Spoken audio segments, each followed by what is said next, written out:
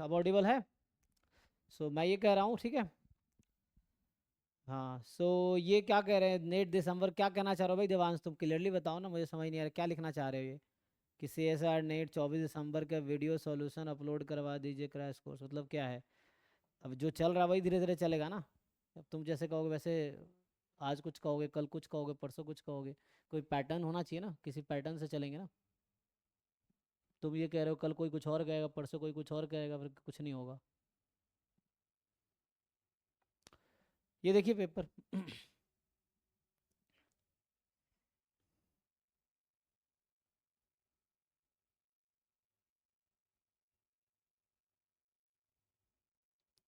है ना? तो ये जो पार्ट बी है, पार्ट बी का देखिए क्वेश्चन 49 से स्टार्ट होगा। तो वहीं से स्टार्ट करते हैं, पढ़िए क्या कह रहा है। तो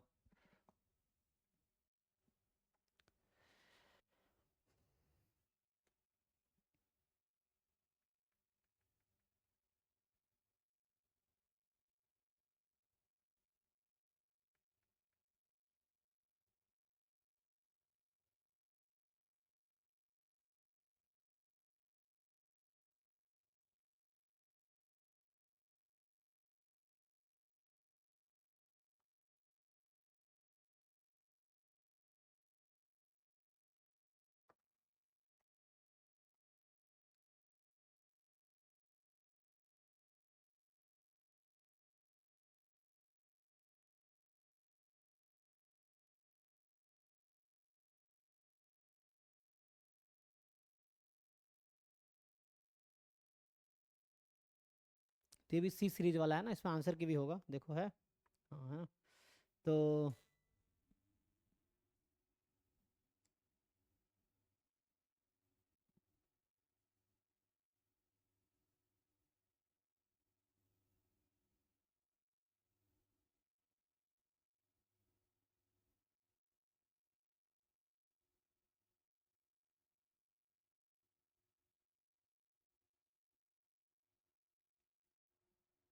देखिए 49 क्या कह रहा है, ट्राई कीजिए। सो 49th क्वेश्चन जो है, इसमें देखता हूँ। सो to test the hypothesis H naught against H1 using a test statistics T, the proposed test procedure is not to support H naught if T is large. अच्छा, तो कुछ H naught है ना, और H1 ऐसा कुछ है ना। और ये कह रहा है कि to test the hypothesis this using a test statistics T, और जहाँ पे T कोई टेस्ट स्टैटिस्टिक्स है, ठीक है, टेस्ट स्टैटिस्टिक्स है। सो कह रहा है कि propose test procedure not to support H naught, मतलब रिजेक्ट एच नॉट, राइट। तो ये कहना चाह रहा है reject H naught if T is large. T is large का मतलब हो गया कि टी मोर देन सम सी, ठीक है ना, सी कोई कांस्टेंट है। सो टी मोर देन सी हो गया, ये है T is large. Based on the given sample, the p-value of the test statistics is computed to be 0.05, assuming that the distribution of t is normal 0 1 under h naught। अच्छा, तो ये जो t है ये नॉर्मल 0 1 है under h not, ठीक है, ये आपको बता रखा है क्वेश्चन में। अच्छा, पेपर तो हम यहाँ भी खोल सकते हैं नहीं, तो क्यों इतना कर रहे हैं, यहाँ पेपर क्वेश्चन दिखेगा आपको, राइट।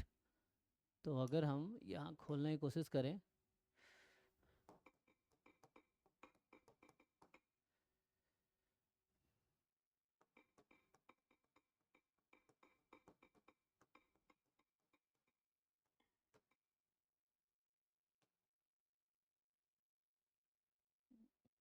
तो ये जो कालिका वाले अपलोड कर रखे हैं ना, इनका वेबसाइट देख लेते हैं।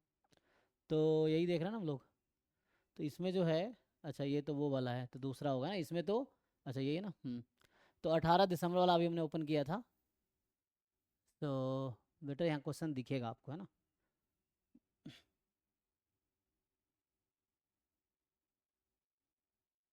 सो ये पेपर है। तो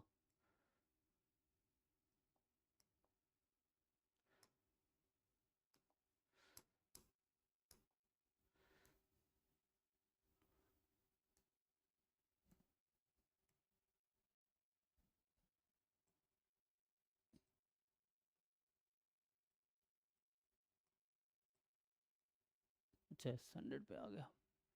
तो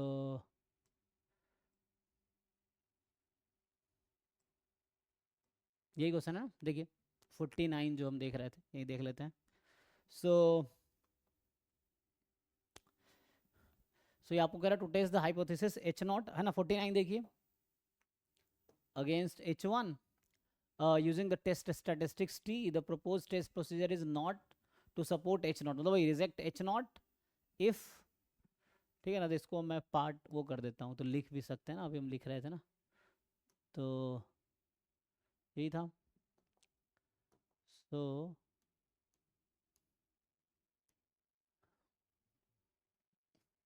अच्छा ये शायद वो नहीं हो सकता जूम, ठीक है। यही पढ़ पाओगे आप लोग, नहीं पढ़ पाएंगे, देखते हैं। सो कह रहा है based on the given sample P value of the test comparative with this, assuming that, तो पी वैल्यू हमें दे रखा है 0.05, यही कह रहा है ना। Assuming that distribution of n01 under h0, ठीक है। If the distribution of t under h0 is t distribution with 10 degree of freedom instead, P value क्या होगा। अच्छा, तो कह रहा है कि इस सिचुएशन में अगर ये हमारा टी स्टैटिस्टिक्स है तो पी वैल्यू 0.05 है, यही ना, जब टी नॉर्मल 0.1 अंडर h0, ठीक है। अब दूसरा में ये कह रहा है कि अगर t का distribution t with 10 degree of freedom हो जाए अंडर h0, तो बताओ कि p वैल्यू क्या होगी। क्या आप लोग बता पाएंगे, सोचिए थोड़ा। तो क्वेश्चन क्लियर है, h0 अगेंस्ट h1 चेक कर रहे हैं, t टेस्ट स्टैटिस्टिक्स है, p वैल्यू 0.5 है अगर t का डिस्ट्रीब्यूशन नॉर्मल 0.1 अंडर h0 है। अगर t का distribution t with 10 degree of freedom है तो p वैल्यू क्या होगी, क्वेश्चन ये है, ठीक है। तो अब आपको ये बताना है। सो ट्राई करके देखिए, ऐसे आसान क्वेश्चन है। तो पहले आप c की वैल्यू निकालिए, है ना, इसको यूज करके आप c की वैल्यू निकाल लो, और c अगर आ गई तो उसके बाद फिर ये आ जाएगा। क्या बता पाएंगे, देखिए ट्राई करके, तो कैसे एग्जाम में क्वेश्चन मिलेगा, you try first. Question clear है ना।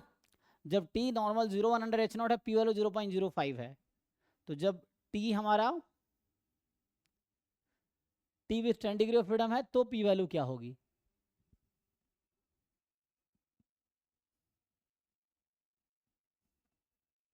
तो p वैल्यू का फॉर्मूला क्या लिखेंगे आप लोग, तो बोलते हैं rejecting h0 when h0 is true, है ना। So when h0 is true, तो पहले तो हमें बता रखा है कि ये 0.05 है अगर t नॉर्मल 0.1 है। तो अगर ये नॉर्मल 0.1 t है तो उस केस में ये फाई ऑफ माइनस सी हो जाएगा ना, 1 minus phi of C, so phi of minus C हो जाएगा ये। तो यहाँ से कुछ सी बता पाएंगे, तो जरूरत नहीं अभी, तो ठीक है ऐसे ही रखो, बाकी देखते हैं, कंपेयर ही तो करना है हमें, तो वैसा होगा, है ना। मतलब सी, स्क्रीन विजिबल नहीं हो रही, जी बोर्ड नहीं दिख रहा। नहीं, क्या कह रहे हैं समझ नहीं आया, बोर्ड नहीं दिख रहा है। बाकी लोग, बाकी लोगों को मैं विजिबल हूँ, बोर्ड विजिबल है कि नहीं, है ना। तब दोबारा ज्वाइन कीजिए, नहीं दिख रहा था एक बार अब देखिए, विजिबल है सर, हाँ। है ना, ठीक है। अब तो विजिबल हो रहा है, जी हाँ अब जी, विजिबल है। तो ये है हमारे पास है, जैसे यहाँ पे यही हो गया ना। तो मैं कह रहा हूँ जब नॉर्मल है तो यहाँ पे सी और माइनस सी काइंड ऑफ, है ना। तो टी मोर देन सी, ये है वही बात है ना। तो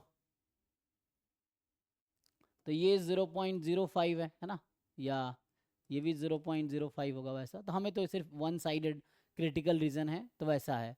अब आपका टेस्ट स्टैटिस्टिक्स चेंज हो गया तो क्या होगा,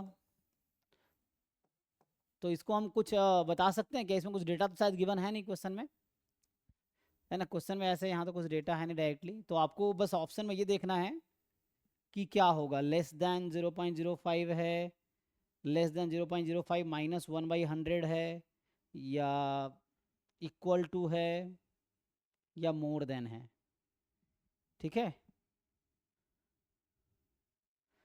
सोचिए पहले आप लोग सोचिए।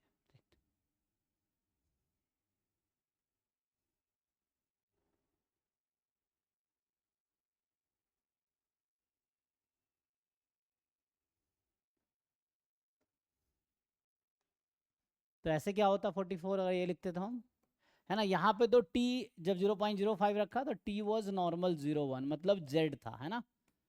सो t वॉज लाइक z, ऐसा बोल सकते हैं, t यहाँ z है ना। तो जो कि आपका नॉर्मल 01 है।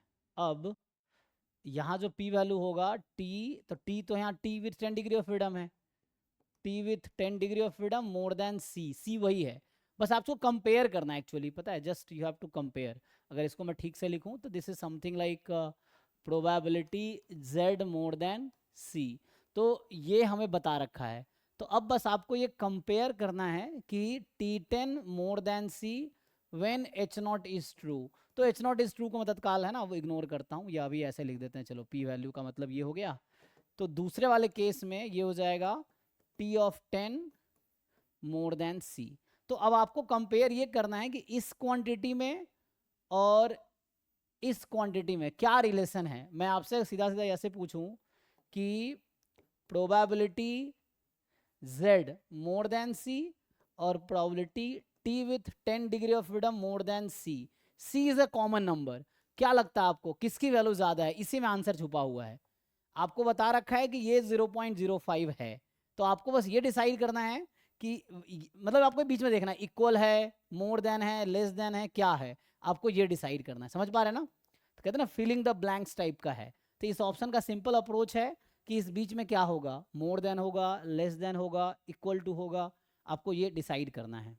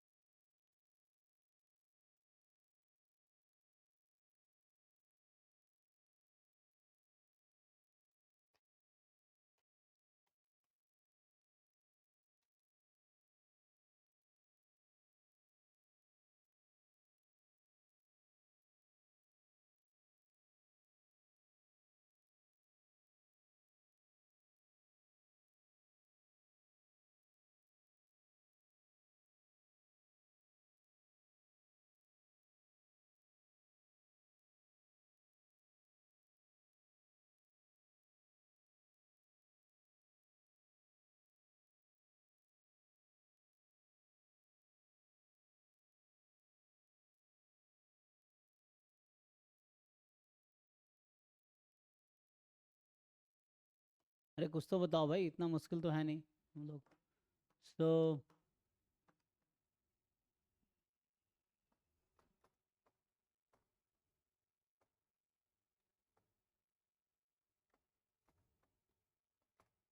सर इसमें एक डाउट था, हम्म जैसे इसमें है it is not to support H not, that means H not is rejected. जी जी।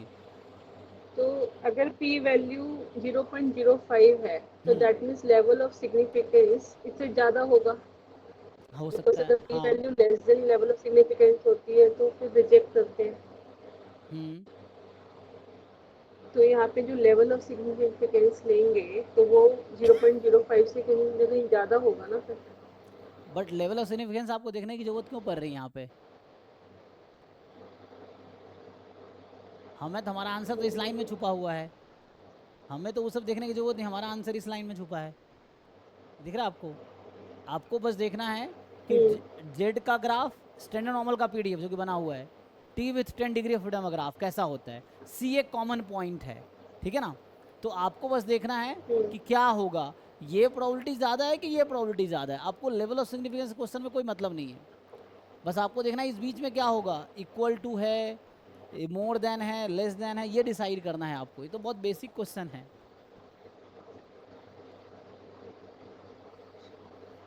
तो चेक करके बताइए। 1 पॉइंट अगर टू टेल के लिए लेंगे तो फिर 1.96 क्रिटिकल वैल्यू से देखेंगे और टी डिग्री ऑफ डिस्ट्रीब्यूशन पे 10 पे अराउंड 2 पॉइंट समथिंग होती है ना, हाँ तो देखिए इनमें से उस कौन हिसाब लार्ज से होगा सोच बताइए। सकते हैं वैल्यू। तो फिर टी की लार्ज होगी ना। बाकी लोग देखिए जी।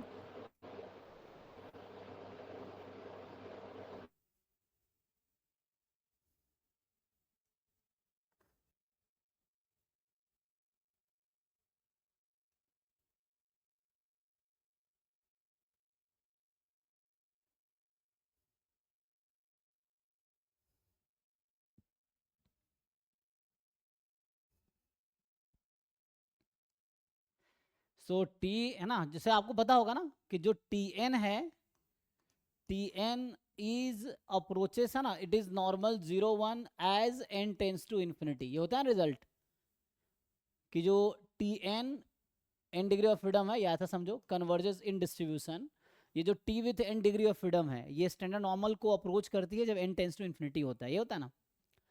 तो इनिशियली क्या होता है, इस तरह कुछ ग्राफ, टी का ग्राफ क्या होता है, ये ऐसा होगा, मतलब रफली में बना रहा हूँ, तो कैसा होगा इस तरह से कुछ। तो अगर मैं ऐसा बनाऊंगा तो क्या होगा, यहाँ पर डिपेंड करेगा ना किस पे, सो किसका ग्राफ किस में ज़्यादा आएगा, तो इसमें ज़्यादा आएगा ना, हाँ ये 0.5 है तो ये ज़्यादा आएगा, ठीक है। मतलब रफली ये मैं बना रहा था जस्ट, तो यहाँ ऐसा होगा। सो ये वैल्यू टी वाली वैल्यू ज़्यादा होगी, है ना। तो हमें तो यही चाहिए था ना, पी वैल्यू हमारा तो ये है। सो कहने का मतलब है कि this quantity will be more then probability z more than c which is 0.05। तो जस्ट स्टैंडर्ड नॉर्मल और T distribution with 10 degree of freedom graph को आपको एनालाइज करना है। तो जब n टेंस टू इन्फिनिटी होता है तब जाके जो टी है वो जाके स्टैंडर्ड नॉर्मल बनता है ना, ये चीज़ है। तो जनरली ग्राफ ऐसा होगा, फिर वो तो ग्राफ है ना, उस पॉइंट के आगे जो है ना, जो भी पॉइंट होगा उसके आगे की, इसके नीचे की प्रोबेबिलिटी ये 0.05 है, तो ये प्रोबेबिलिटी ज़्यादा ही होगी इसीलिए, ठीक है ना। तो वैसे कुछ खास नहीं है, पी वैल्यू का जो डेफिनेशन है उसके अकॉर्डिंग काम हो जाएगा, ठीक है। नेक्स्ट देखिए, नेक्स्ट क्वेश्चन क्या है। अच्छा इसी में देख लेते हैं।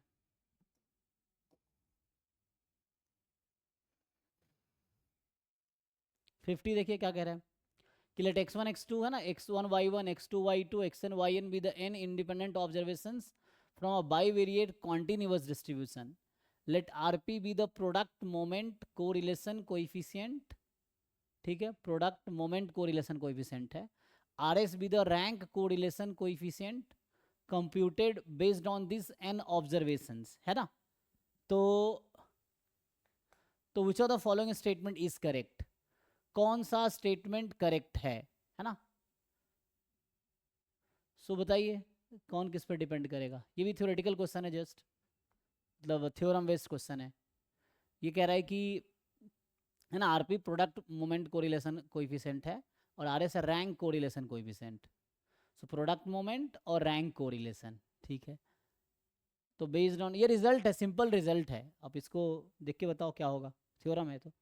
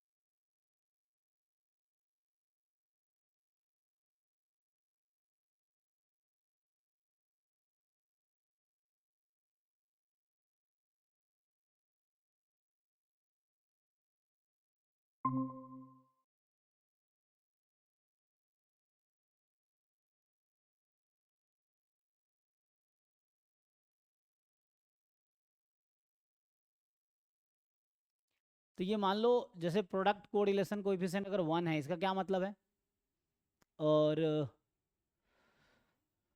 जैसे आपको रिलेशनशिप देखना है दोनों में क्या रिलेशन होगा,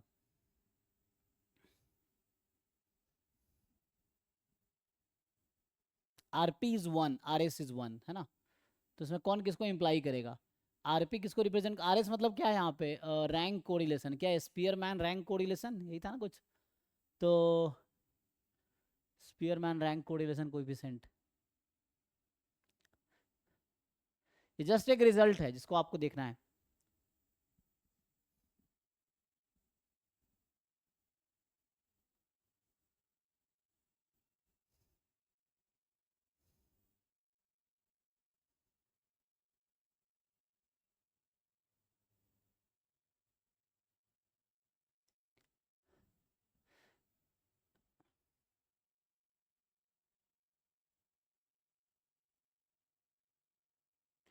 सो आर एस इज पॉजिटिव का क्या मतलब है कि इंक्रीजिंग रिलेशनशिप है, जैसे ये जो आर एस है ये क्या रिप्रेजेंट कर रहा है कि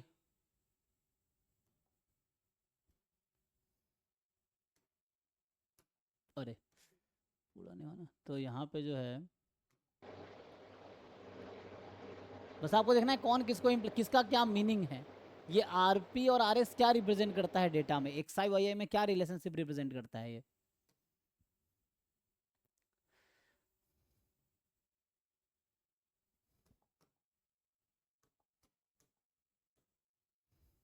बताइए जी।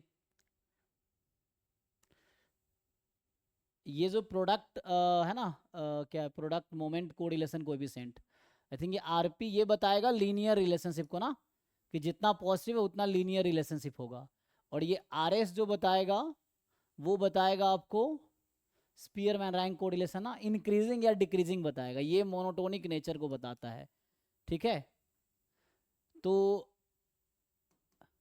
तो आरपी अगर 1 है, ठीक है, तो इसका मतलब क्या है कि परफेक्ट लीनियर रिलेशनशिप है, और अगर लीनियर है तो ये मोनोटोनिक भी होगा, है ना, परफेक्ट लीनियर रिलेशनशिप है, और ये क्या होगा मोनोटोनिक, 1 है तो इंक्रीजिंग होगा, है ना, तो ये इंक्रीजिंग है, यहाँ पे होता है लीनियर रिलेशनशिप, आरपी इज 1 मतलब लीनियर रिलेशनशिप होगा विथ, है ना, Y is equal to A X plus B kind, जहाँ ए पॉजिटिव होगा, तो इसीलिए ये तो मोनोटोनिक भी हो जाएगा, तो ये इसलिए इसको रिप्रेजेंट कर रहा है, बाकी में डिस्कार्ड किया जा सकता है, बाकी के लिए आपको काउंटर एग्जाम्पल मिल जाएगा, ठीक है।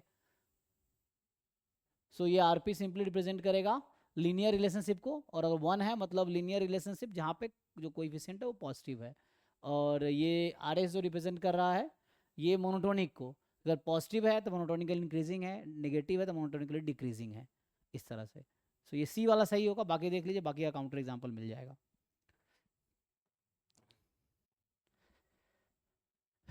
नेक्स्ट अगर आप देखेंगे 51 क्या कह रहा है कि कंसीडर अ लीनियर मॉडल, आपको बता रखा है Y I is equal to theta 1 plus theta 2 plus epsilon I for I 1 2, and दूसरा Y I is equal to theta 1 minus theta 3 plus epsilon I for I 3 4। Okay, तो y1 y2 y3 y4 दे रखा है आपको, ठीक।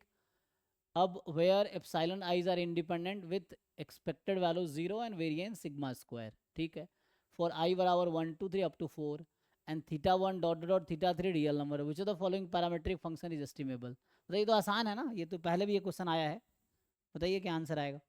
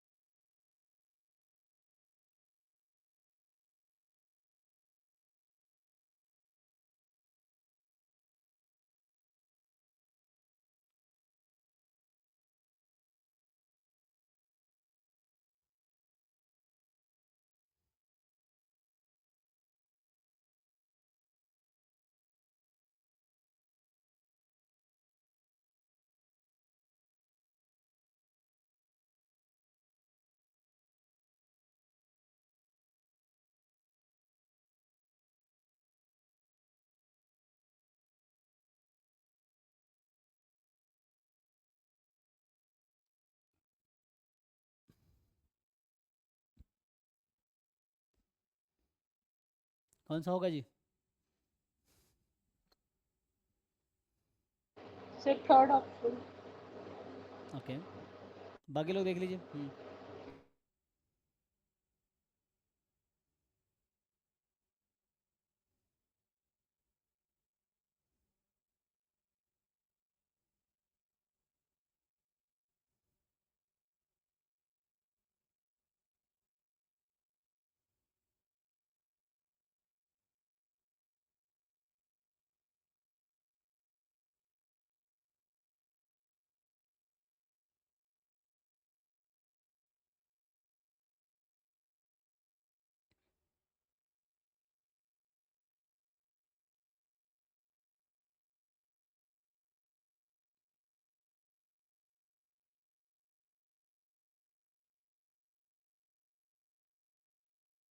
Option 3 हो जाएगा ना, वो क्या थ्योरी है, क्या ना, इसका एक थ्योरम लगाओगे आप। सो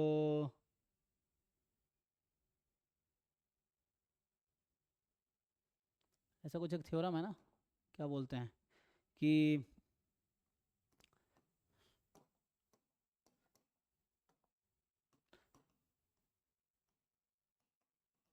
पैरामेट्रिक फंक्शन, ये जो है सी ट्रांसपोज बीटा है ना, इज एस्टिमेबल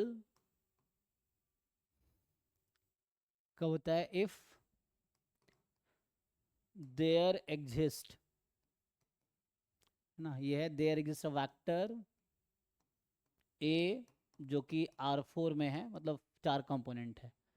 सो यहाँ पे मेनली 4 है, क्योंकि हम लोग वैसे अगर n के टर्म में लिखोगे तो Rn भी लिख सकते हो, तो C भी n कंपोनेंट का होगा उस तरह से, तो Rn यहाँ पे होगा सच दैट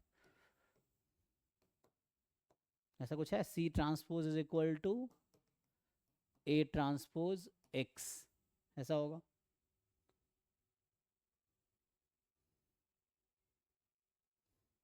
ये देखना आपको, जैसे मैं अगर पहले ऑप्शन के लिए अगर चेक करें मान लो हम लोग उस क्वेश्चन में, तो क्या होगा, पहले ऑप्शन में देखिए, जैसे पहला ऑप्शन हमारा इस क्वेश्चन में है थीटा 1 प्लस थीटा 3, तो पहले इसको हमें वो बनाना पड़ेगा नहीं, सो हमें लिखना पड़ेगा y1 y2 y3 y4।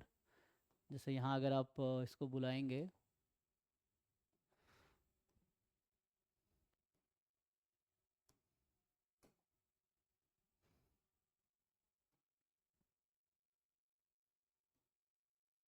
तो क्या होगा अगर ए ऑप्शन के लिए काम करे तो, कि पहले तो ऐसे बनाना चाहो तो मैट्रिक्स बना लो, है ना। तो यहाँ होगा y1 is equal to θ1 plus θ2, है ना, प्लस एप्सिलॉन 1। ऐसे ही y2 is θ1 plus θ2 plus epsilon 2।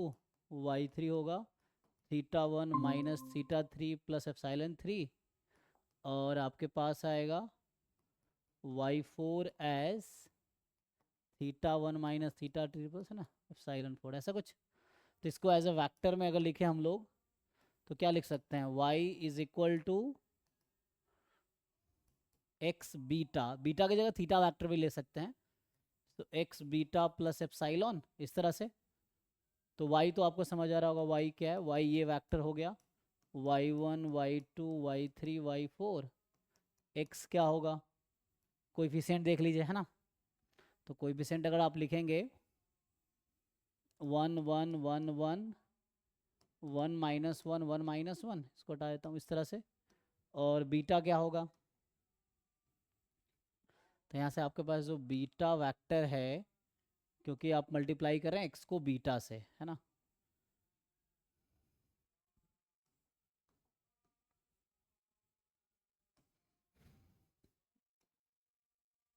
ऐसे ले लो, है ना।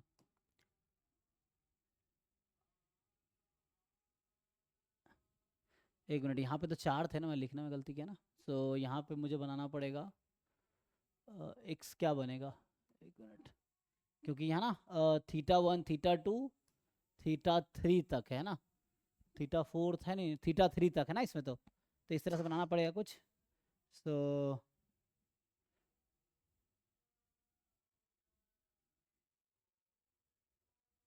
क्योंकि θ3 को मैंने इग्नोर कर दिया ना, कि θ2 और θ3 अलग अलग है ना, तो यहाँ से जो x बनाया था वो 3 में बनेगा ना। सो θ1 θ2 θ3, θ1 θ2 θ3, है ना, θ1 θ2 θ3, फिर θ1 θ2 θ, ये होगा ना। और फिर बीटा जो मैं लिख रहा था ये आएगा θ1 θ2 θ3, ऐसे लिख सकते हैं। तो हमने इस इक्वेशन को लिखा जस्ट, और ये मैट्रिक्स फॉर्म इस तरह से आ गया, और एप्सिलॉन उस तरह से आ जाएगा। एप्सिलॉन तो ऐसे लिख सकते हो आप, एप्सिलॉन 1 एप्सिलॉन 2 एप्सिलॉन 3 एप्सिलॉन 4, तो इस तरह से आ जाएगा ये। नाउ क्या करना होगा आपको, जैसे मैं पहले ऑप्शन या थर्ड बोला ना आपने, थर्ड के लिए ट्राई करके देखते हैं। थर्ड ऑप्शन के लिए, सी के लिए, तो सी में क्या है, θ2 प्लस θ3 है। तो इसको अगर हम ऐसे लिखे वेक्टर के फॉर्म में, तो क्या होगा 0 1 1 और θ1 θ2 θ3, यही ना। तो इसको बेटर जस्ट सी लिख देते हैं ऐसे काइंड ऑफ, या सी ट्रांसपोज बीटा, यही हो गया ना ये। तो सी ट्रांसपोज बीटा हो गया, और ये रिजल्ट क्या कहता है, the parameter function C transpose beta is estimable if there is a vector A such that C transpose is equal to A transpose X। इससे आएगा कुछ, देखिए। तो A आपको ढूंढना पड़ेगा इसमें, है ना, कि ऐसा एक A मिल जाए हमें Rn में, तो यहाँ से काम हो जाएगा। तो आप क्या करेंगे, so you have to solve that equation. तो ये लेंदी मेथड है ना, कोई शॉर्टकट लगाना पड़ेगा। सो यहाँ से आप क्या करेंगे कि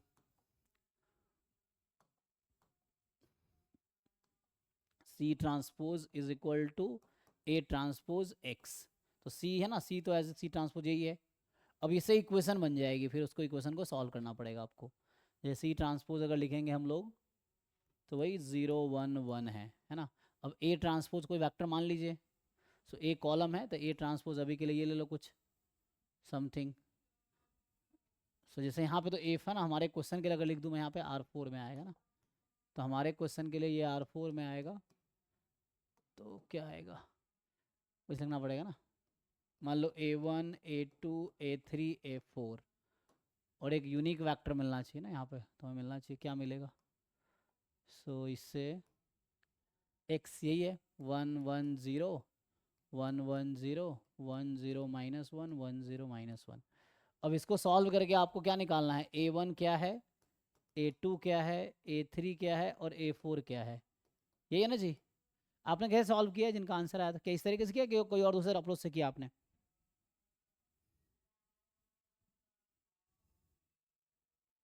बताइए जी, किए हो कि नहीं?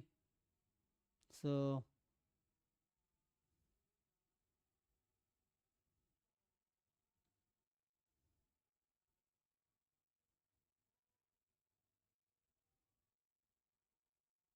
सॉल्व कर लीजिए, इससे आ जाएगा ना।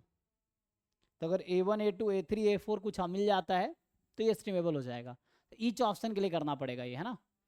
So if you can find A1 A2 A3 A4 तो आपका काम हो जाएगा।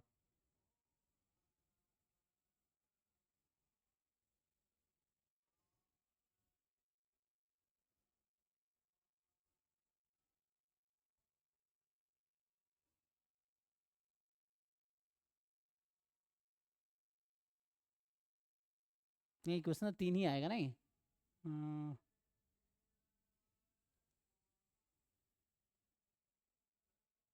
अच्छा, यहाँ तो एक्चुअली ये स्पैन में ये था ना, क्योंकि ये तो सेम ही है, ये दोनों सेम है, ये दोनों सेम है, तो बाद में वो ऐड होकर नया वेरिएबल बना देगा, है ना, इस तरह से कुछ।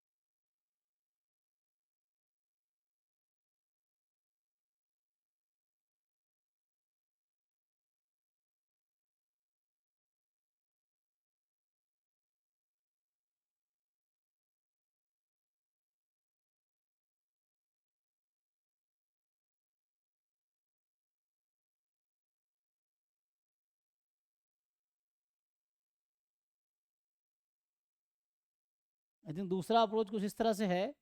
इसका अगर सेकेंड अप्रोच हम लोग लगाए तो कुछ इस तरह से आएगा कि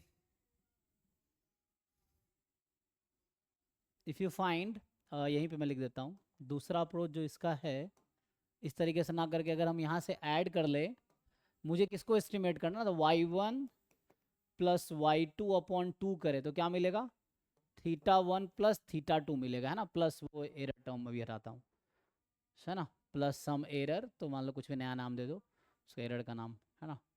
सो सपोज E5, तो ये एस्टिमेबल है ना यहाँ पे। तो इस तरह से हो सकता है, और क्या हो सकता है, और क्या ऑप्शन है, θ2 प्लस θ3, तो हम बना सकते हैं क्या, θ2 प्लस θ3 समहाउ, लेकिन θ1 प्लस θ2 बन रहा है ना यहाँ से। हाँ, और अगर मैं दूसरा कोई ऐड करूँ तो ऐसे इसका लीनियर कॉम्बिनेशन लेके देखो किसको जनरेट किया जा सकता है, वो भी एक तरीका है। तो उतना लेंदी नहीं जाना हो तो इस तरीके से भी आप ट्राई कर सकते हो कि you take the linear combination, और क्या होगा, जैसे y2 प्लस y4 अगर करें तो क्या आएगा, या y1 प्लस y2 है ना, y3 प्लस y4 अपॉन 2, तो ये तो वही आ जाएगा, θ1 माइनस θ3 प्लस सम एरर, मान लो अभी एरर 6 बोल दिया, तो इस तरह से है। अब इन दोनों को ऐड कर दो जरा, क्या आएगा। सो इन दोनों को अगर ऐड करेंगे तो 2θ1 नहीं हो जाएगा, अच्छा 2θ1,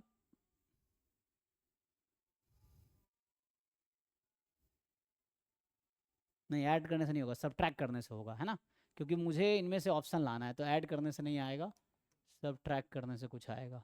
तो इन दोनों को सब्ट्रैक्ट करो जरा, सो y1 plus y2 upon 2, y3 plus y4 upon 2, इसको आप सब्ट्रैक्ट कर लो। तो सब्ट्रैक्ट करोगे तो क्या होगा, तो यहाँ θ1 कट जाएगा, तो θ2 प्लस θ3 आ जाएगा, है ना, प्लस सम एरर टर्म है ना, इसका नाम अलग दे दो। So this is estimable actually, the third option estimable है, ठीक है।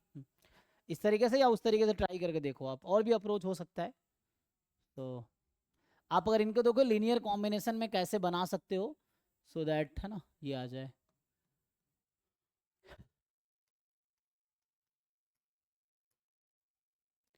फिफ्टी टू देखिए क्या कह रहा है, 52 तो थ्योरम ही लग रहा है अभी।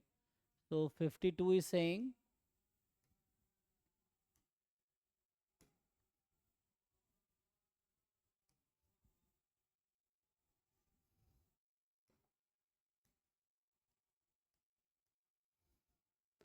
नहीं, डायरेक्ट रिजल्ट है, अब इसमें कुछ खास है नहीं, है ना, ये सब थ्योरेटिकल क्वेश्चंस हैं, इसमें जो है थ्योरम है कि आपको प्रॉपर्टीज पता है क्या, बस उस पे है क्वेश्चन ये,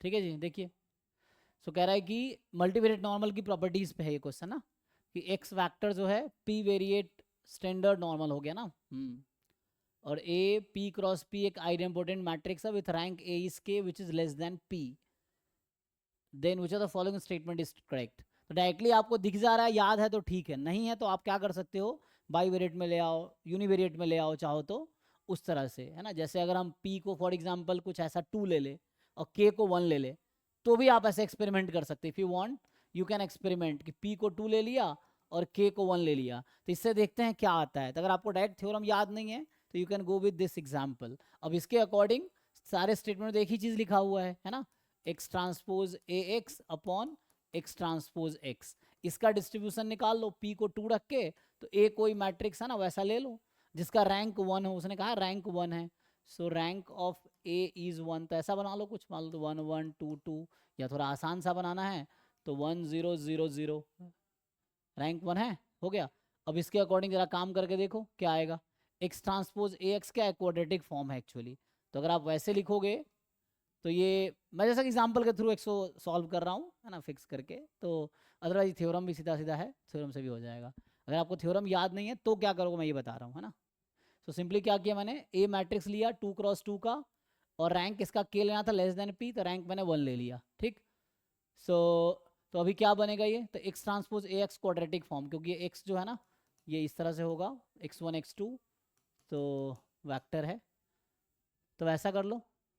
और चूंकि हम ये ना ये p को 2 लिया है, तो ये बाई वेरिएट नॉर्मल है, समझ लो, है ना, 0 0 1 1 रो, तो वैसा आइडेंटिटी है ना, तो यहाँ पे हो जाएगा, ठीक है, मतलब बाई वेरिएट है, वही ऐसे लिखता हूँ 0 i, ठीक है ना, या वही लिखोगे तो वही बात है, नॉर्मल विथ मीन 0 0, वेरिएंस 1 1, रो क्या 1 आ जाएगा, कोवेरिएंस 1 ना, हाँ ये आ जाएगा।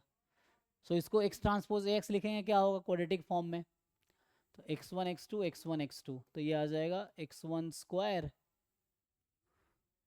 बाकी 0 ही हो जाएगा। और डिनोमिनेटर में भी क्या होगा, डिनोमिनेटर में i है, तो x transpose x, x1 square plus x2 square, यही होगा ना, देख लीजिए, और 2 टाइम आएगा क्या, तो यहाँ पे क्योंकि x ट्रांसपोज x है ना, तो x1 x2 x1 x2, x1 square plus x2 square, हाँ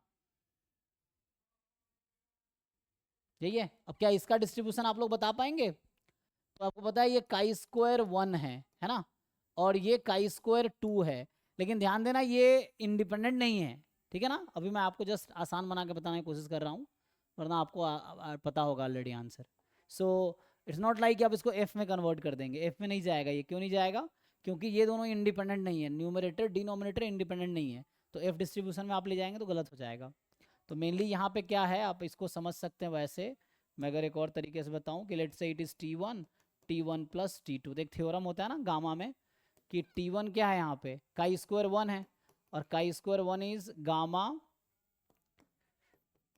ये है गामा है ना, n/2 1/2 होता है ना, तो 1/2 1/2 कर दो, यही T2 भी है यहाँ पे, ये भी काई स्क्वायर 1 है, और T1 T2 इंडिपेंडेंट है ना, होगा x1 x2 यहाँ इंडिपेंडेंट है, अच्छा ये भी नहीं है यहाँ पे क्योंकि 1 है ना वो, तो आइडेंटिटी क्या था 1 0 0 1, एक मिनट इंडिपेंडेंट था ना, सॉरी ये लिखने में गलती हुआ है, क्योंकि आइडेंटिटी मैट्रिक्स है ना, वेरिएंस कोवेरिएंस मैट्रिक्स 0 1 0 0 1, तो वेरिएंस तो 1 है, कोवेरिएंस 0 है, तो यहाँ 0 होगा, मतलब इंडिपेंडेंट है। आप जानते हैं बाईवेरिएट में इफ एंड ओनली होता है इंडिपेंडेंट, तो मतलब x1 x2 इंडिपेंडेंट है, x1 and x2 are independent, ठीक है, रैंडम वेरिएबल।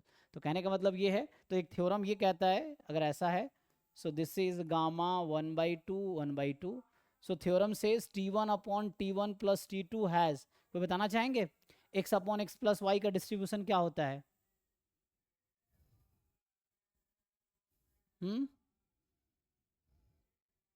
तो एफ में तो नहीं जाएगा, मैंने बताया क्यों नहीं जाएगा एफ में, क्योंकि इंडिपेंडेंट नहीं, वरना आप सोचेंगे कि चलो इसको 1 से डिवाइड कर देते हैं, ये काई स्क्वायर 2 हो गया, 2 से कर देते हैं तो 2/1 है ना, आपको लग सकता है कि 2/1 ये हो जाएगा एफ, तो वो गलत हो जाएगा, ठीक है, क्योंकि एफ तब बनेगा जब इंडिपेंडेंट होगा। तो पहला दोनों तो आउट हो गया, बचेगा दूसरा, तो ये आएगा बीटा डिस्ट्रीब्यूशन, तो ये होता है gamma alpha beta, alpha 1 beta alpha 2 beta, तो ये होता है यहाँ पे अल्फा 1 कॉमा अल्फा 2, है ना।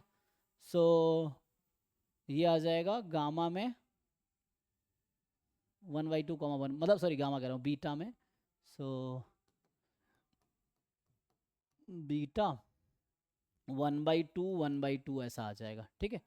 देखिए किसके साथ मैच करेगा ये, तो 1/2 1/2 है ना, तो p माइनस के करेंगे तो जाके 1 आएगा, ठीक है, डी सही है। तो जैसे मैंने अभी सॉल्व किया है, ऐसे ये थ्योरम डायरेक्ट है, अगर आपको थ्योरम सीधा सीधा याद है तो फोर्थ आ जाएगा, अगर थ्योरम याद नहीं है तो हमने एक एग्जाम्पल लिया और बाकी के साथ मैच करेगा, एफ तो ऐसे ही आउट हो जाएगा क्योंकि एफ बनना नहीं है, तो ये तो ऐसे ही आउट हो गया, और ये बीटा k/2 p/2 नहीं होगा क्योंकि अल्फा 1 अल्फा 2 हाफ हाफ है। तो एक थ्योरम हमने यूज़ किया, अगर आपको थ्योरम, बड़ा यूजफुल थ्योरम है ये, कि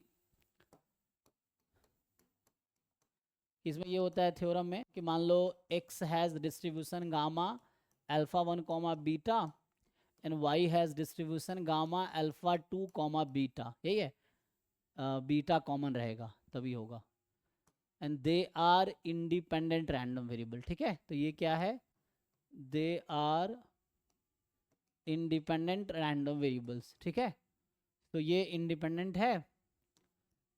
देन पहला तो उसमें ये आपने पढ़ा होगा कि जो होता है कि x upon Y and x plus Y, ये इंडिपेंडेंट रैंडम वेरिएबल होता है ना, ये बहुत यूजफुल थ्योरम है। और उसके बाद दूसरा x प्लस वाई का distribution gamma alpha 1 plus alpha 2 comma beta होगा, एंड अच्छा मैं लिखना पड़ेगा कौन सा वाला, ठीक है, ये है। फिर आता है एक, ये अभी हमने यूज़ किया है ये वाला, सो ये होगा beta first kind with parameter alpha 1 alpha 2, and ये हमने अभी यूज़ किया है सी वाला पॉइंट पिछले वाले जब मैं एग्जांपल लेके कर रहा था। और फोर्थ जो है x upon Y will have distribution beta second kind alpha 1 comma alpha 2, ठीक है। देखिए सो कोई कन्फ्यूजन है इसमें, ये ओके है, देख लीजिए। तो ये वाला हमने अभी यूज़ किया था।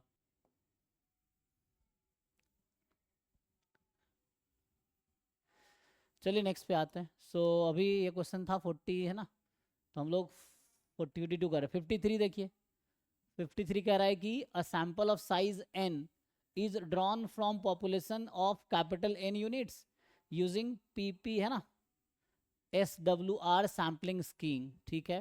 तो where PI the probability of selecting ith unit है ना, ठीक है, probability proportion sample with replacement, तो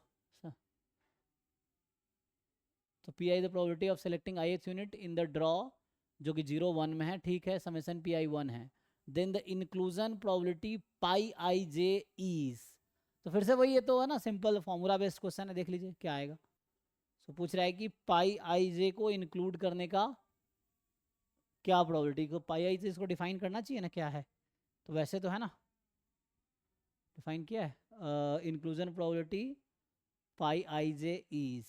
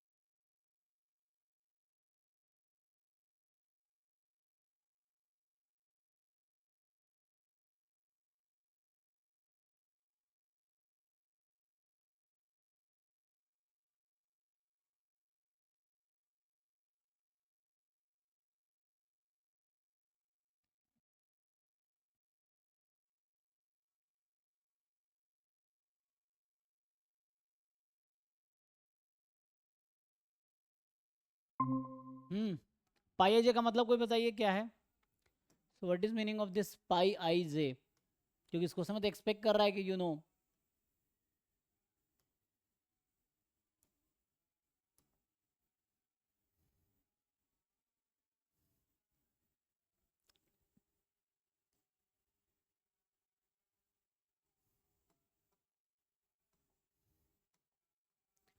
तो ये आपको बोल रहा है कि जो ये स्कीम है, इस स्कीम के अंदर पी आई है probability of selecting ith unit, है ना? जो पी आई है probability of selecting ith unit, हाँ, प्रोबेबिलिटी ऑफ सेलेक्टिंग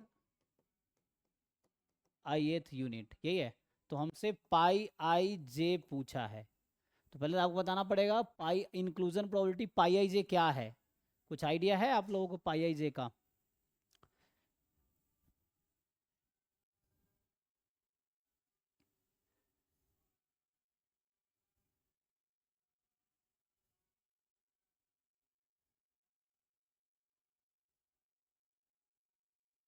है ना, probability proportion to size with replacement, है ना?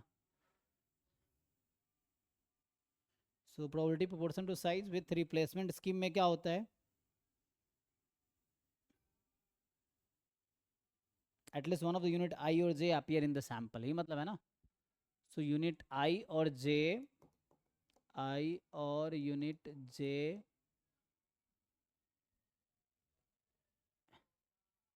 है ना, एटलीस्ट वन ऑफ, है ना, यही ना, एटलीस्ट वन, यही बात होगा, यही आई और जे, एटलीस्ट वन ऑफ आई और जे आर सेलेक्टेड इन सैंपल, यही पूछ रहा ना, कि कम से कम एक सेलेक्टेड होगा सैंपल में, एटलीस्ट वन ऑफ आई एथ और जे एथ यूनिट। तो इसका क्या मतलब हुआ कि पाई आई जे का मतलब है या तो आई या जे, है ना, आई या जे सेलेक्ट होगा। इसका क्या फॉर्मूला होता है? तो लेकिन ऑप्शन कुछ अलग तरीके से है नहीं। तो आई और जे मतलब आई एथ यूनिट विल बी सिलेक्टेड और जे एथ यूनिट विल बी सिलेक्टेड। तो यहाँ जैसे वन माइनस सब में लगा हुआ है, तो अगर वन माइनस लगाऊं तो I is not included and J is not included, ऐसा कुछ हुआ ना। तो अब इसको कैसे ओपन करेंगे? या डायरेक्टली नहीं आ जाता?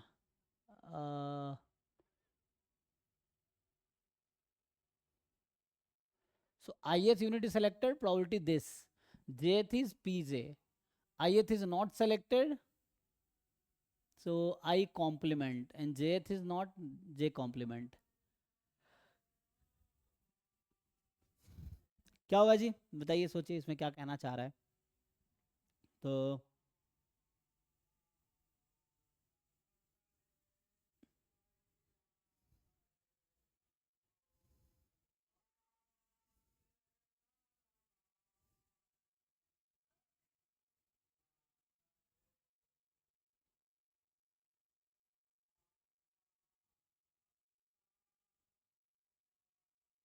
अच्छा, n यूनिट है यहाँ पे, तो ओके, n हम लोग क्या कर रहे हैं कि sample of size small n draw कर रहे हैं। सो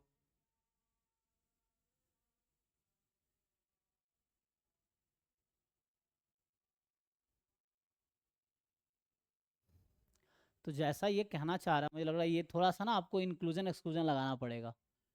तो कॉम्प्लीमेंट अगर लेंगे तो क्या होगा? ये कहना चाह रहा है कि ith यूनिट और jth unit selected in the sample of size small n। तो वन माइनस क्या, probability ith unit is not selected, क्योंकि ऑप्शन के हिसाब से ऐसा कुछ करना पड़ेगा, minus jth unit is not selected, है ना।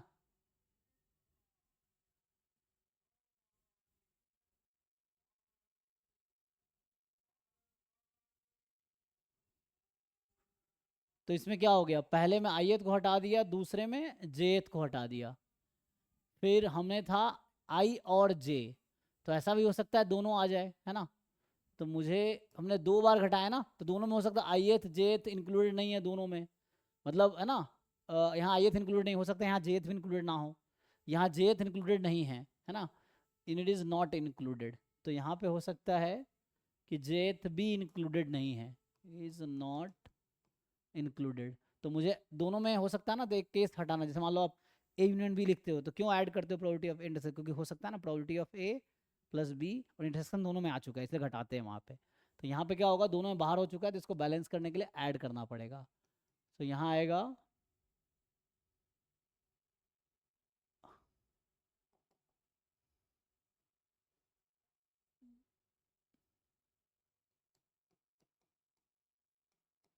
बोथ आर नॉट इंक्लूडेड, इस तरह से लिखना पड़ेगा ऑप्शन के हिसाब से। सो 1 minus ith unit is not selected, तो अब पी आई है ith यूनिट सेलेक्ट होने का, तो नॉट सेलेक्टेड मतलब क्या होगा, 1 माइनस पी आई, और कितना सैम्पल साइज है n, फिर jth unit is not selected, 1 minus P J sample size n, अब यहाँ प्लस, यहाँ होगा बोथ आर नॉट इंक्लूडेड, तो पी आई है ith को इंक्लूड करने का, पी जे है jth को इंक्लूड, दोनों इंक्लूडेड नहीं है, मतलब क्या है, सो है ना 1 minus P I minus P J कर दो, नो है ना, none of them are included, इस तरह से कुछ, तो ये आ जाएगा, देख लो। तो वैसे तो डी ऑप्शन ही दिख रहा है, तो डी ऑप्शन आ जाएगा। तो स्ट्रेट फॉरवर्ड तरीके से नहीं होगा, कॉम्प्लीमेंट लेके होगा, तो ये कॉम्प्लीमेंट लेके आ रहा है, ठीक है, स्ट्रेट फॉरवर्ड से नहीं आएगा। तो ऐसा हो जाएगा, डी ऑप्शन सही है, ठीक है ना, तो ये डी ऑप्शन आ जाएगा आपके पास। 54 देखो, सो 54 कह रहा है आपसे कि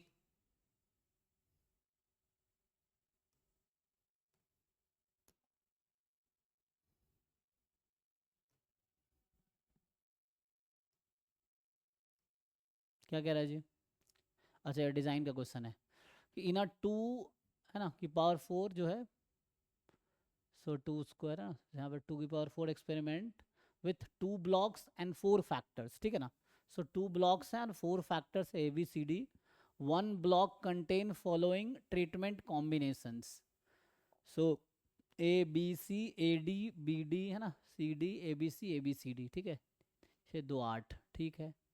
तो कह रहा है which of the following effect is confounded, बताइए जी। तो पहले आपको ये समझना पड़ेगा कन्फाउंडेड का डेफिनेशन क्या है, उसके अकॉर्डिंग आप आंसर बता पाएंगे।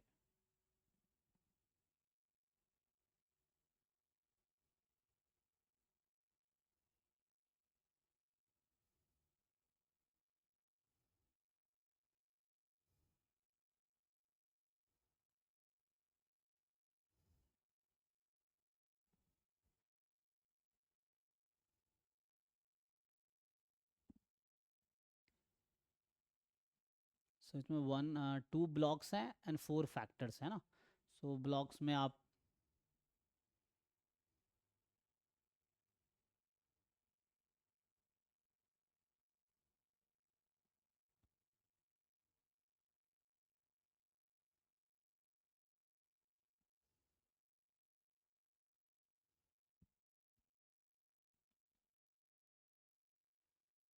तो 2 ब्लॉक्स क्या लेते हैं यहाँ पे, हाई लेवल 1 लेना, इस तरह से हाई और लो लेवल ऐसा लेना पड़ेगा, तो उससे कुछ आएगा।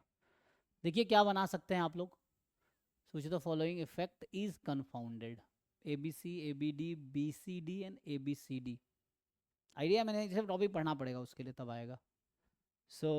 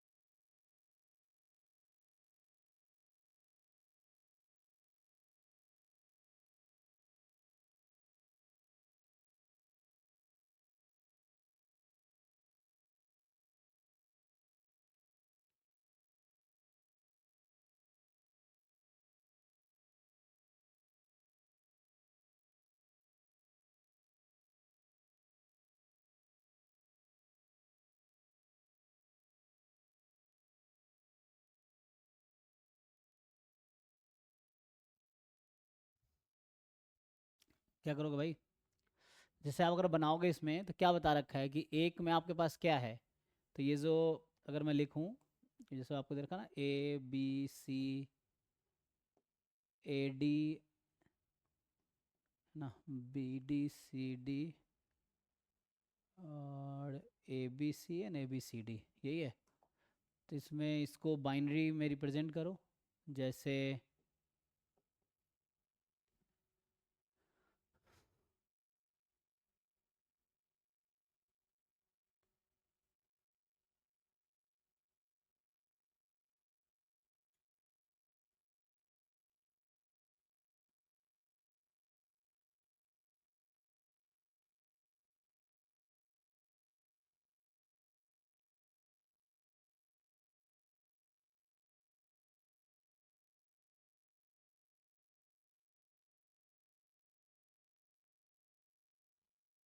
तो यहाँ अगर मैं लिखता हूँ इस तरह से कि ABCD, तो यहाँ से क्या आएगा,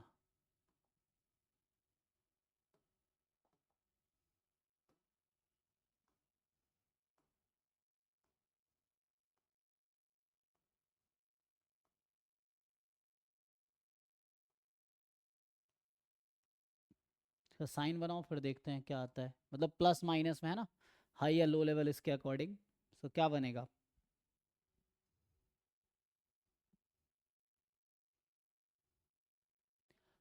इसमें साइन अगर आप बनाओगे तो क्या बनना चाहिए, जैसे इसमें जो हमारे पास ट्रीटमेंट कॉम्बिनेशन है, ए में क्या है, ये प्लस है, ये सब नहीं है।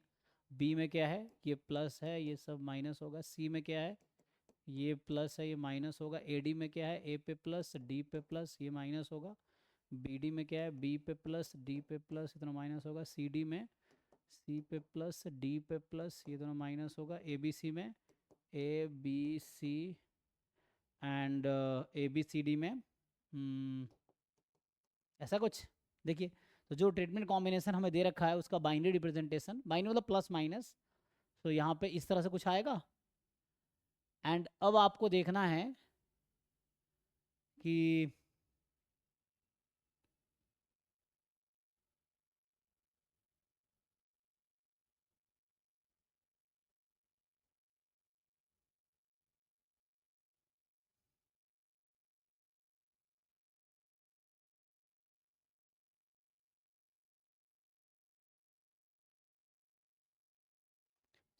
टोटल आपके पास कितना होता है ना, 16 होते हैं, तो हमने अभी 8 के लिखे हैं।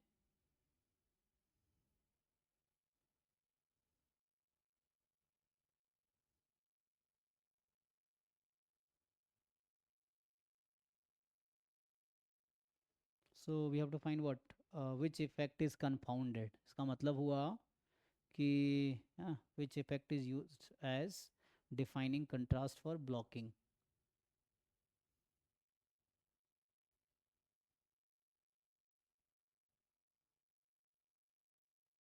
तो माइनस का मतलब यहाँ लेवल 0 है और प्लस का मतलब लेवल 1 है, तो बाइनरी रिप्रेजेंटेशन लिख रहे हैं हम लोग। एंड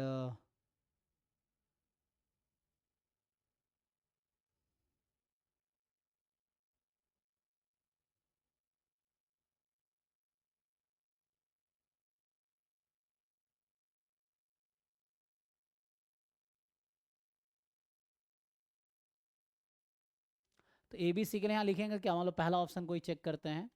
तो यहाँ मैं अगर ए बी सी के लिए लिखता हूँ साइन, तो क्या आएगा ज़रा देखिए।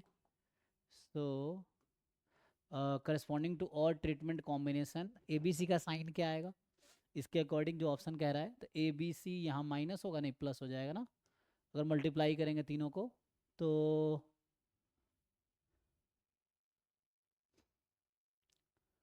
एंड इसमें क्या है, ए बी सी में ये भी प्लस हो जाएगा, ये भी प्लस हो जाएगा, यहाँ भी प्लस हो जाएगा, चेक कर लीजिए सही है। ए बी सी बस पहले 3 को मल्टीप्लाई कर रहे हैं, यहाँ भी प्लस होगा, यहाँ भी प्लस होगा, यहाँ भी प्लस, सारे प्लस नहीं आ गया। तो अगर सारे प्लस आ गया means this effect A B C is confounded with these treatment combinations. Check करो सही है, क्योंकि इसमें ये कन्फाउंडेड का मतलब ये है कि सबका साइन सेम आना चाहिए, प्लस होना चाहिए। मतलब सबका साइन सेम आना चाहिए। जैसे अगर ए बी सी डी करते तो वैसा नहीं होता, यहाँ माइनस हो जाता, माइनस हो जाता, माइनस हो जाता, प्लस हो जाता, फिर यहाँ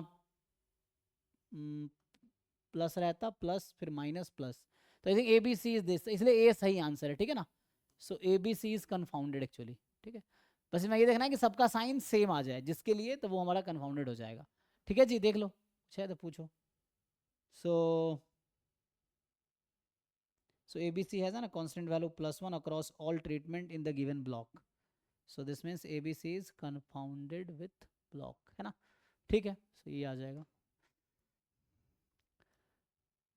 55 में क्या बोल रहा है, in an international domestic passengers, sorry, in an airport domestic passengers and international passengers arrive independently according to a Poisson process with rate 170 per hour respectively, if it is given that the total number of passengers, domestic and international, arrive in the airport between 9 a.m. and 11 a.m. on the particular day was 520, then what is the conditional distribution of the number of domestic passenger arriving in this period? Okay, तो ये एक simple probability type है ना, मतलब poison process का हालांकि है। सो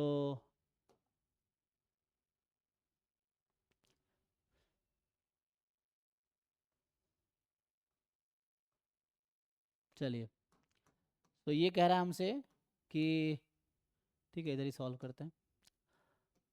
domestic है ना, तो जो डोमेस्टिक मान लो डी टी लिख देता हूँ अभी के लिए। सो this is Poisson lambda T, so lambda है 100, सो 100 टी होगा, और आई टी कर देता हूँ इंटरनेशनल, ठीक है। सो ये है अराइवल इज पॉइसन 70 टी। अब रेट है ना, मतलब लैम्बडा 1 लैम्बडा 2 आप कर सकते हैं। बोल क्या रहा है, if it is given that the total number of passengers, total number of passengers arriving in the airport between 9 and 11, तो 9 पे मान लो टाइम 0 है, तो 11 पे कितना होगा, 2 घंटा, और रेट पर आवर था। तो इसका मतलब ये कहना चाह रहा है कि D of 2 plus I of 2, ठीक है, इज 520, यही ना। तो what is the conditional probability, conditional distribution of the number of domestic passenger arriving in this period. So मुझे लग रहा है ऐसा कहना चाह रहा है कि D2 given D2 plus I2 is 520 क्या होगा। तो ये आपने एक थ्योरम पढ़ा होगा बेसिक प्रोबेबिलिटी में, आसान सा थ्योरम है ना, मैं आपको याद दिलाता हूँ तो याद आएगा। सो एक थ्योरम है कि x1 इज पॉइसन लैम्बडा, चलो अभी ऐसे याद रखो, lambda 1 and x2 is Poisson lambda 2 and they are independent random variable. क्या मुझे आप में से कोई बता सकते हैं, x1 given x1 plus x2 is equal to n, इसका डिस्ट्रीब्यूशन क्या होगा, what is distribution of this random variable. ये बेसिक प्रोबेबिलिटी का थ्योरम है रैंडम वेरिएबल का।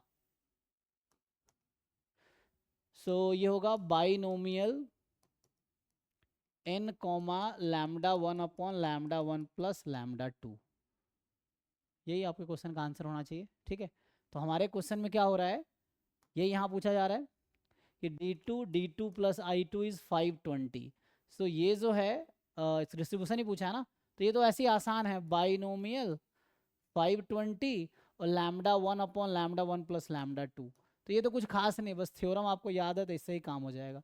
तो ये प्रोबेबिलिटी निकालने की जरूरत नहीं है, डिस्ट्रीब्यूशन ही है ना। तो ये हो जाएगा 100 अपॉन 170, ठीक है जी। देख लीजिए, तो कैंसिल करेंगे 10 अपॉन 17 आ जाएगा, है ना, 10 अपॉन 17, 100 अपॉन 170। सो सी वाला सही है जी, देख लीजिए, ओके है। क्योंकि अच्छा डी ध्यान रखना, डी वाला लिखना था ना, हाँ, तो मतलब जो पहले है ना उसका आएगा। जैसे यहाँ कहने का मतलब ये है मेरा, ये पहला है। अगर आपसे पूछता है कि x2 given x1 plus x2 is equal to n, इसका डिस्ट्रीब्यूशन क्या है, तो ये आएगा binomial n comma lambda 2 upon lambda 1 plus lambda 2, ऐसा आ जाएगा, ठीक है। सो ये बस आपको थ्योरम इस क्वेश्चन में यूज़ करना था। तो ये भी थ्योरेटिकल, मतलब ये थ्योरेटिकल क्वेश्चन है, कहने मतलब theory based, theorem based question है, आपको याद होने चाहिए। 56 देखिए, 56 तो बेसिक प्रोबेबिलिटी का है।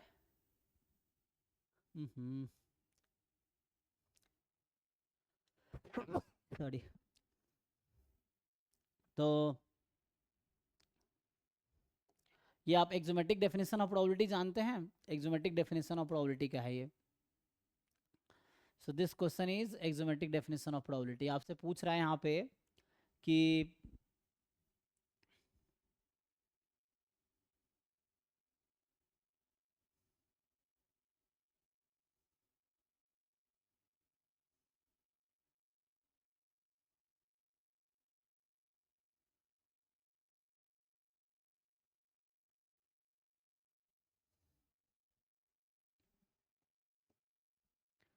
एक्स भी है ना, X non more than equal to 0 है, रैंडम वेरिएबल हैविंग, ठीक है, omega F P, E X is 1। अच्छा ये बोल रखा है ई एक्स इज 1, ठीक है।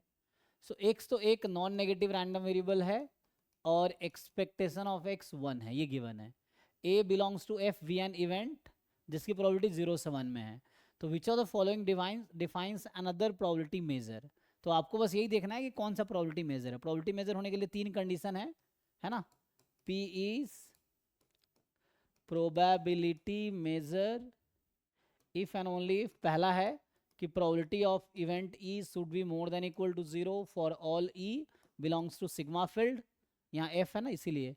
दूसरा probability of omega should be 1 and तीसरा probability summation of E i's i from 1 to infinity is summation of probability of E i provided E1 E2 En या डॉट डॉट डॉट है ना, they are pairwise independent, sorry pairwise, हाँ pairwise disjoint, not independent, pairwise disjoint. ये जो मैं लिख रहा हूँ इसका नाम है एक्सोमेटिक डेफिनेशन ऑफ प्रोबेबिलिटी, ठीक है ना। ये जो मैंने 3 कंडीशन लिखे हैं तो आपको पता होगा एक्सोमेटिक डेफिनेशन ऑफ प्रोबेबिलिटी के 3 कंडीशन है। आप चेक कर लीजिए ये तीनों कंडीशन किस में सेटिस्फाइड है, काम हो जाएगा। जैसे मैं सिर्फ बीच वाला चेक करता हूँ तो उसी से पहले सबसे पहले हम ये कंडीशन चेक करके देखते हैं क्या आता है। तो प्रोबेबिलिटी ऑफ, जैसे पहले में अगर बात करें पहला, सो क्यू प्रोबेबिलिटी का जो मैं पी लिखा उसने प्रोबेबिलिटी को यहाँ क्यू लिखा है क्योंकि पी ऑलरेडी प्रोबेबिलिटी है इसीलिए। क्यू ऑफ ओमेगा क्या हो जाएगा, P of A intersection omega, और ए इंटरसेक्शन ओमेगा क्या होगा, ए होगा। और क्या ए की प्रोबेबिलिटी 1 होगी, नो, तो पहला ऑप्शन तो गलत है, ठीक है, क्योंकि ये ओमेगा की प्रोबेबिलिटी निकाल रहे थे हम, तो ये तो ए ही आ जाएगा, तो नहीं होगा। दूसरा Q of omega, so probability of A union omega, तो ये यूनियन लेंगे तो ओमेगा ही रहेगा, तो 1 हो जाएगा, है ना। अभी एक ही कंडीशन चेक कर रहे हैं, that may be correct option. अब यहाँ पे बात करते हैं, तो ये जो लिख रखा है आपको पता होगा आई का मतलब क्या है ना, इंडिकेटर फंक्शन है आई। तो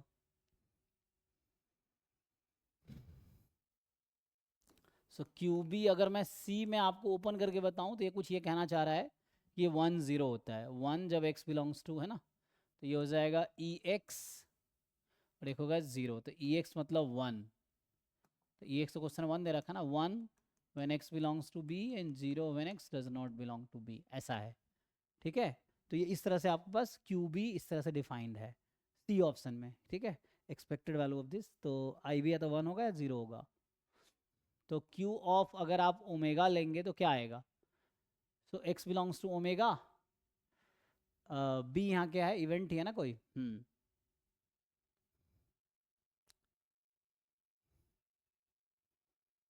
एक मिनट, यहाँ सेट क्या था, आई बी है ना, बी मतलब हो गया कि ये वैल्यू 1 होगी when X belongs to B, तो एक्स नहीं मतलब फॉर सेट बी, और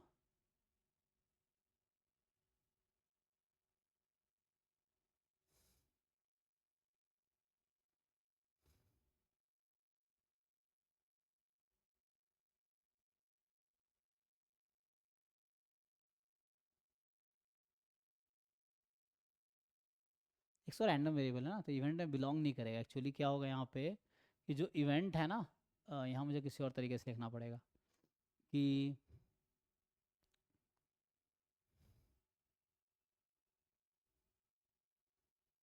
अच्छा एक मिनट, मैं बी फोर्थ देखते हैं जरा क्या है। सो फोर्थ में क्यू ऑफ ओमेगा निकालेंगे तो ए गिवन ओमेगा, तो यहाँ आएगा A intersection omega upon omega, तो ये भी 1 नहीं देगा, है ना। पहले मैं फोर्थ वाले की बात करता हूँ। तो अभी रुको, थर्ड में आते हैं, फोर्थ वाले की पहले बात करते हैं। फोर्थ वाले में अगर निकालेंगे, मैं फोर्थ वाले की बात करता हूँ, तो ये आ जाएगा probability of A given omega, ये 1 आएगा क्या। सो ए गिवन ओमेगा एंड से ओमेगा अपॉन ओमेगा, तो ए ही आ जाएगा, तो ये 1 तो नहीं आएगा, ठीक है। तो ये भी आउट हो गया। तो मतलब ऑप्शन या तो 2 सही है या 3 सही है, ठीक है। आपको ये देखना है या तो 2 में सही होगा या 3 सही होगा। अब 2 वाला मुझे लगता है कि सारे कंडीशन सेटिस्फाई कर लेगा। ओमेगा 1 आ गया था, और ये नॉन नेगेटिव भी है, और यूनियन तो जैसे यहाँ रहेगा। अगर मैं बात करूँ, जैसे मैं 2 को चेक कर रहा हूँ जस्ट, समय प्रोबेबिलिटी यूनियन ना, यहाँ जो समेसन लिखा है इसका मतलब यूनियन से है, ठीक है ना। जैसे सेट में अगर समेसन है, इसका मतलब यहाँ यूनियन से है। तो यहाँ आएगा probability of union of E i's i from 1 to n, तो ई आई का मतलब बी आई कर दो। सो हर जगह ये तो क्यू था शुरू में, तो यहाँ क्यू है ना, तो ये क्यू है। मैं सेकेंड वाले को चेक कर रहा हूँ, तो ये आ जाएगा A union of B I from 1 to n। तो इसको कंबाइन करके ऐसा लिख सकते हैं, union of A union of B I, ऐसा लिख सकते हैं। चेक करो ज़रा। तो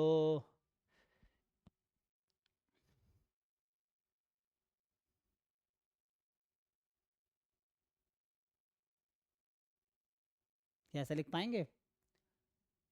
तो है ना, ये ऐसे ही होगा ना, ए यूनियन दिस, तो एक साथ लिखेंगे, कोई दिक्कत तो है नहीं। हाँ, आगे बढ़ाओ इसको, देखो क्या आता है। तो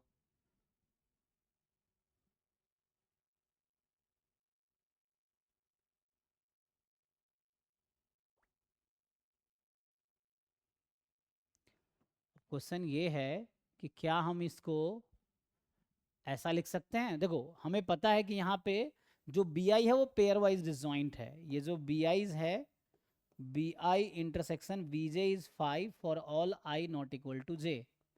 अब क्वेश्चन है, क्या इसको मैं ऐसा लिख सकता हूँ? अच्छा, ये तो मैं लिख सकता हूँ, लेकिन ये तब लिख पाऊंगा जब मुझे पता हो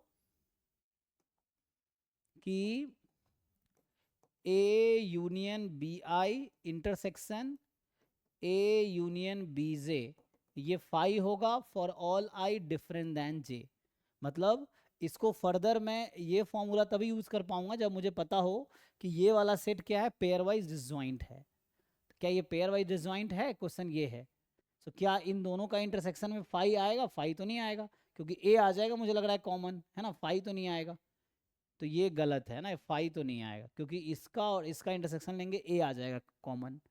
तो ए आ जाएगा, तो इसको हम नहीं लिख पाएंगे summation of probability of A union B I's, ऐसा हम नहीं लिख पाएंगे। इसका मतलब ये क्वांटिटी है क्यू ऑफ बी आई का समेसन।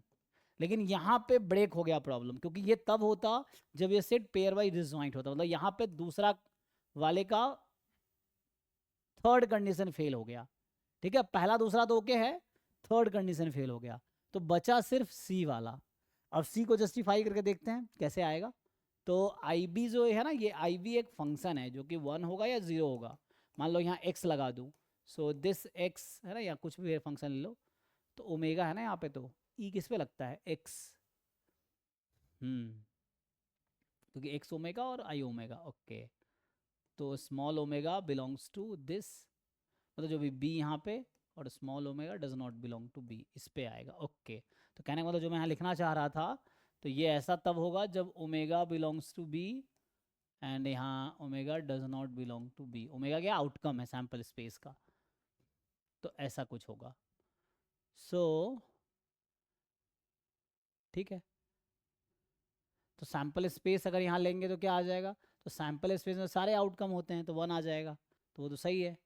नॉन नेगेटिव होगा, नॉन नेगेटिव है, प्रोबेबिलिटी लगाओगे अगर है ना, तो नॉन नेगेटिव है ये। अब यूनियन को क्या ऐसा लिख सकते हैं? तो यूनियन ऑफ ई आईज होगा, तो ये पेयर वाइज डिसजॉइंट है, तो सम उसके अकॉर्डिंग हो जाएगा, ठीक है। ये सेटिस्फाई कर जाएगा, ठीक है। तो ये आपका क्यू है इस तरह से, जहाँ small omega belongs to this will probability, third answer यहाँ सही होगा। तो ये एक्सोमेट्रिक डेफिनेशन पे था ये। एंड 57 पे आइए। अब ये सब आसान क्वेश्चन है, 57, 58, 59 और 60, ये 4 रह गया ना इसमें तो। ठीक है आई थिंक, है ना। तो आज ही यहीं स्टॉप करते हैं, कल इसको कंटिन्यू करेंगे। अभी क्लासेस होंगी डेली जब तक मैं घर नहीं जाता हूँ, मैं वेडनेसडे को घर जाऊँगा, तो वेडनेसडे तक मेरी लगातार क्लास होगी ना। अभी मैं थोड़ा आज ही घर से आया हूँ सुबह में, ठीक है। तो अभी कल इसको कंटिन्यू करते हैं। तो कल इसमें हम लोग 57 हमारा रह गया, 57, 58 ये सब आसान है, 59 और 60 ये सब आसान क्वेश्चन है। तो ये हम कल सॉल्व करेंगे। आज यहीं स्टॉप करते हैं। Thank you.